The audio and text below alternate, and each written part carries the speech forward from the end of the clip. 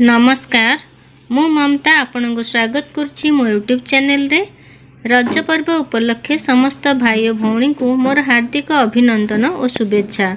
आग को आसुची रज पर्व।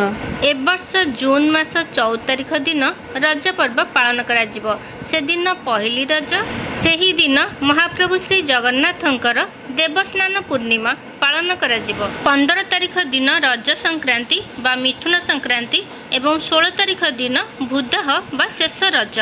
जून 17 तारिख दिन बसुमती स्नान पालन करा जिवो। एही रज पर्व 3 दिन धरी पालन करा जाए। प्रथम दिन पहली रज, द्वितीय दिन रज संक्रांति और तृतीय दिन भूदाह बा शेष रज एवं चतुर्थ दिन बसुमती स्नान नाम पालन करा जाए। केही केही बसुमती स्नान को महालक्ष्मी स्नान कही। पुराण अनुसार माँ वसुधा रजस्वला होइथिबारु एही 3 दिन रज पर्व पालन करा जाए एवं चतुर्थ दिन बड़ी भोरु बसुमती स्नान करा जाए। एही 3 दिन कुंवारी कन्या एवं विवाहिता नारी माने रजस्वला नारी रूपे निजको रखती, अर्थात से माने ठाकुर पूजा करती नहीं। घरर पुरुष लोके ठाकुर पूजा करिथांती। एही 3 दिन से माने निजको रोषेई कामरू विरत रखती। जो महिला मानकर ऋतुस्राव बंद हो जाइथिबो से माने केवल ए रजरे ठाकुर पूजा करि परिबे। ए वर्ष रजरे देवस्नान पूर्णिमा पड़ुथिबारु पोड़ पिठा को पोड़ी की खाइबा उचित नुह। तेणु आपण चाहिले स्टीम करी खाई परिबे। जेमती आमे केक बनाउचे बा चकुली आरिसा इडली खाई परिबे। रजर एही 3 दिन पहली रज दिन देवस्नान पूर्णिमा, तापरे बुधवार दिन होउची रज संक्रांति, तापरे गुरुवार दिन पड़ुची शेष रज। तेणु एही 3 दिन पिता बा पोड़ा जिनस खाइबा उचित नुहे। तेणु बसुमती स्नान पर आपण चाहिले पिठा पोड़ी की खाई परिबे एवं समस्त प्रकार जिनस खाई परिबे। आज मु आपण मानक सहित शेयर करूची बसुमती स्नानर पूजा विधि, जहाँ आपण को बहुत हेल्प करिबो। चलंतु आरंभ करिबा आज वीडियो। एठी देखंतु मु एठी गोटे मंडल काटिची। एठी पीढ़ा रखिबा पई आउ कलश स्थापना पई मु मूर्जरे गोटे कलश आंकिची। प्रथमे आमे कलश स्थापना करिबा, कारण कलश होचंती गणेश। प्रथमे सबु पूजा रे गणेश को स्मरण करी सबु पूजा आरंभ करा जाए। एठी देखंतु मु टिके धान रखुची। धान ऊपर मु कलश बसेबी।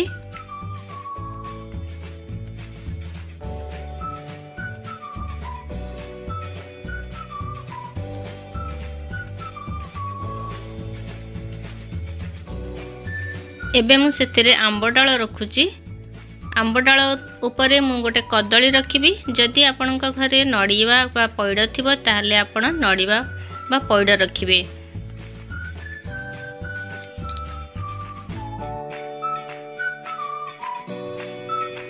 एबे कलश को फूल रे सजाई दबा।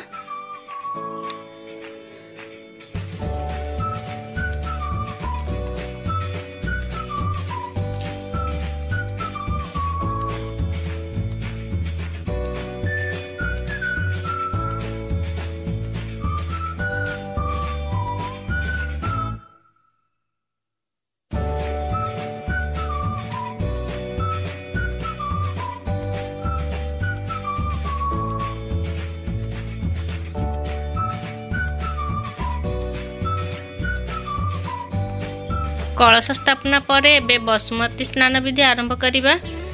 एबे मु पीढ़ा रखुची। ता ऊपर मु गोटे नाली कपड़ा रखिबी।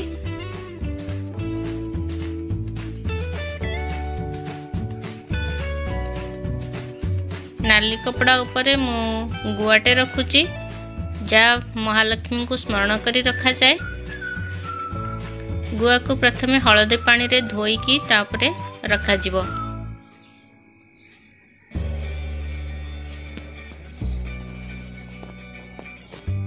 गुआरे चंदन सिंदूर लगे फूल रे सजाई दबा।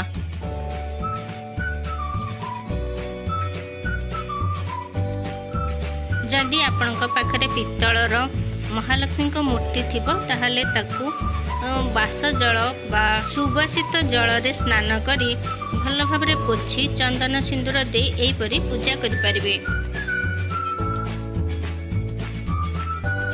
एबे शिलपुआ को भलसे धुआ धुई करी आनी से गुआ पाखरे रखिबा। शिलपुआ रे चंदना सिंदूर सब लगे दबा।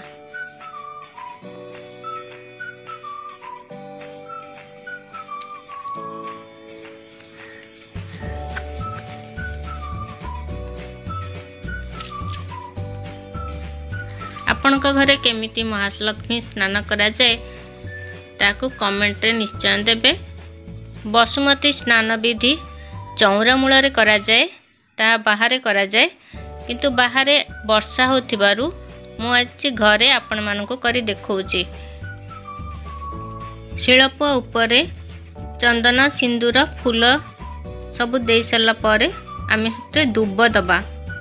एबे गुआ पाखरे सिंदूर डब्बा एवं कजल डब्बा रखिबा। जदि आपन पाखे कजलपाती थिबो ताहले कजलपाती पीढ़ा उपरे रखिबे।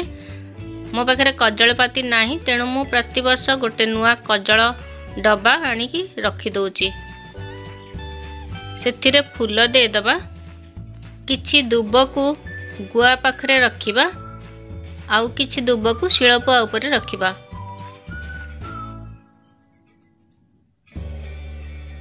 केतेटा दुब रखिबा सेमती किछि नियम नाही।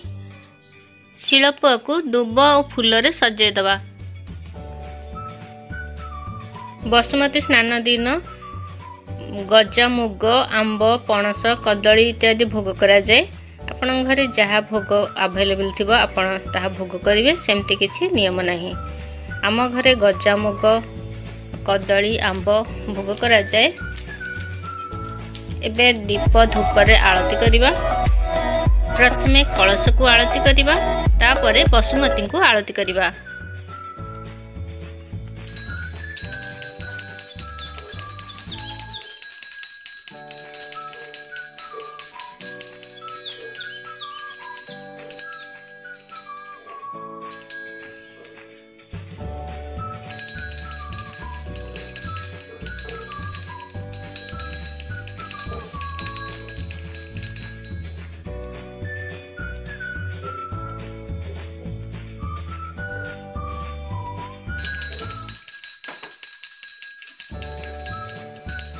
कहा कहा घरे मुग बिरी कोलथ सोरिष को रखी पूजा करा जाए एवं पूजा शेष रे ताकू भूई रे छिंचा जाए।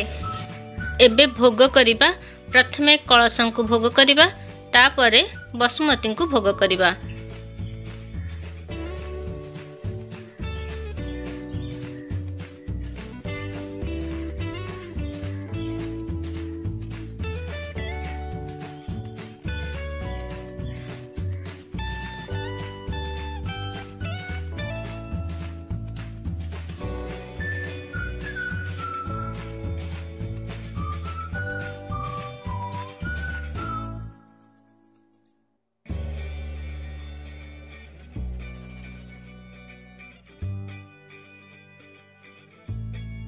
एबे महालक्ष्मी का नाम रे पूजा करिबा।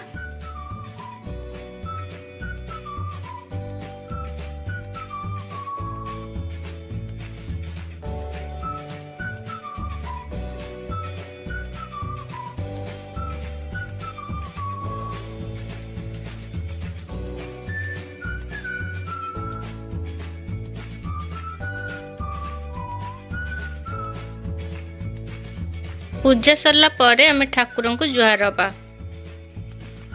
एही बसुमती स्नान पूजा बड़ी भोरु चौरा मूल रे करा जाए। फ्रेंड्स, यह थिला मोर बसुमती स्नान पूजा विधिर छोट वीडियो। आशा करुछि आपनकु मोर वीडियोटी भल लागिथिबो। जदि आपनकु मोर वीडियो भल लागिथिबो ताले मो वीडियो को लाइक करिवे, शेयर करिवे एवं मो चैनल को सब्सक्राइब करिया को भूलिबे नाही। पुणी थरे देखा हेबो आउ एक नुआ वीडियो रे। रहिली, धन्यवाद।